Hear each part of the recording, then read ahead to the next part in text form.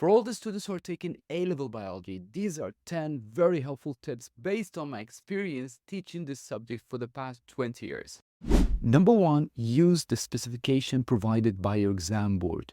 Do not study the entire textbook. Many of the things in the textbook are not related. This is why I always print out this specification for my students so they can use it as a checklist. Many students make their own notes by compiling information from different sources, so they end up having beautiful notes like the ones I have here. But that's going to be a waste of time. Instead, get ready-made notes.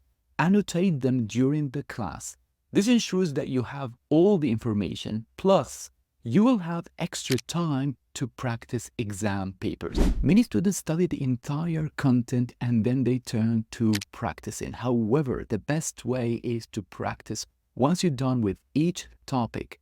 This is because you need to develop a skill of solving questions, and that takes time. When learning the content for the first time, focus on understanding the key concept instead of getting locked down into minor details. You will have the opportunity to explore the materials in greater depth once you start solving past papers. A lot of exam questions are related to practicals. It's not easy to perform these experiments, especially if you're homeschooled. The best way is to do simulations like the one I'm showing here to my students. This will help them to understand all these little practical details. Once you've completed the syllabus, you should start solving full past papers. The best approach is to begin with the older ones. For IL exams start from 2019, I advise my students to solve papers gradually, first with an open book. Once you feel confident, you can then start solving independently. The number one problem students face in biology is lack of time. Therefore, it's crucial to complete several timed practice exams and do 1 or 2 full mock exams. This ensures that you can finish within the allocated time. While solving, highlight your mistakes. You'll return to these bookmarks before the exam, which helps you to avoid these errors in the actual exam. Don't be lenient when checking your exams. A-level exam marking is quite tough.